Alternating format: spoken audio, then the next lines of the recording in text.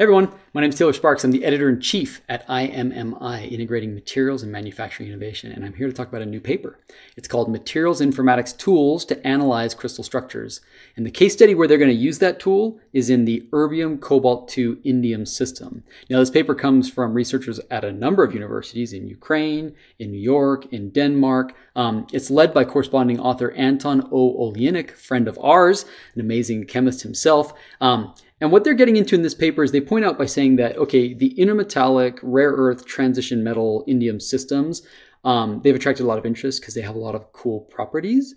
And specifically, the 1-2-1 composition is really common, but there's multiple different structure types that can exist. And sometimes as you go across the series, for example, the actinide series, it'll switch from one type to the other type. And they talk about lots of examples of this and ultimately point out that this PR CO2 gallium and TB CO2 indium type ambiguity between these two different types. First off, it's impossible to distinguish from X-ray diffraction. You have to do single crystal. It's a crystallographic challenge, and so it needs to be solved with a proper understanding of the properties of these phases. And therefore, to do that, they say they've extended 2 in-house developed software for the purpose of addressing these problems. Namely, they have Sieve Site Analyzer and Sieve Bond Analyzer.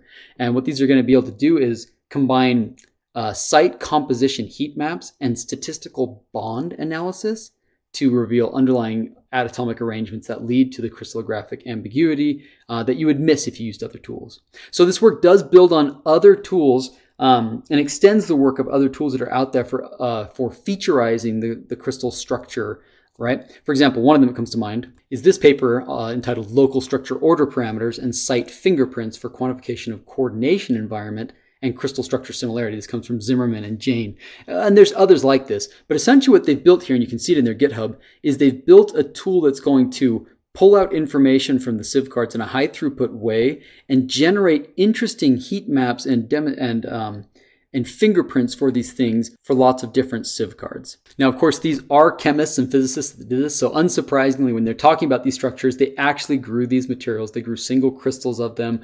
They did really good analysis, including single crystal X-ray diffraction. So they know exactly what structure they have. And a bunch of the paper to start out with is them explaining what the different structures are. And then they get into the software development. So there was 2 software packages that they're putting together and extending here. The first is this Sieve Site Analyzer. And again, it says, we developed this site analyzer to parse a given list of sieves and output the composition summary of each site in the sieve card, right? The composition of each site across all the sieves can then create a periodic table heat map to show you the span of composition belonging to those sites. And it says the primary utility of this tool is the analysis of chemistry on sites in a structure type and the overall composition. The second tool they built is this one, the Sieve Bond Analyzer, and this is now an interactive command line Python application designed for high throughput extraction of what they're considering this most important parameter, which is the minimum bond length, right? Typically, the neighbor that is closest to another atom is the one that's going to have the largest chemical impact on it. And so what they're pulling out is what that neighbor is in a really high throughput way. It says CBA generates histograms for a graphical overview of the shortest bond length of each site or element, and then a text file that enumerates bond pair counts and unobserved bonding pairs.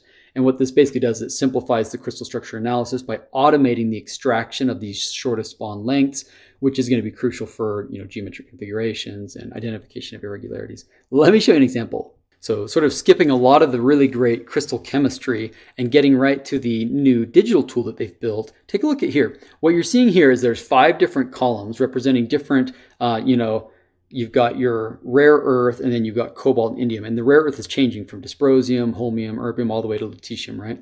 And what they're showing you is the different site fingerprints and what's bonded to what, basically. And they point out by boxing these in red, these top 3 here and these 2 ones here, the ones that seem to be the sharpest and the most numerous interactions. And they're clearly showing you that there's a change, right? As you go across this series, it's switching from one type to the other. And this is a really good way to demonstrate that there's a change in the crystal chemistry happening here. And then obviously you can use the same tool at arbitrary points. Here in this ternary space, what you're seeing is these cool diagrams that this software package can create, where it's showing you, for example, the red represents that the shortest minimum bond length is an indium bond, yellow is a cobalt indium, purple is this erbium, indium, and you can see that at different compositional spots on this diagram, pulling from civ cards, that the bonding's changing, right? Here it's changing from a cobalt-indium bond, here it's an erbium-indium bond, and there's even degrees of sort of in the middle between them,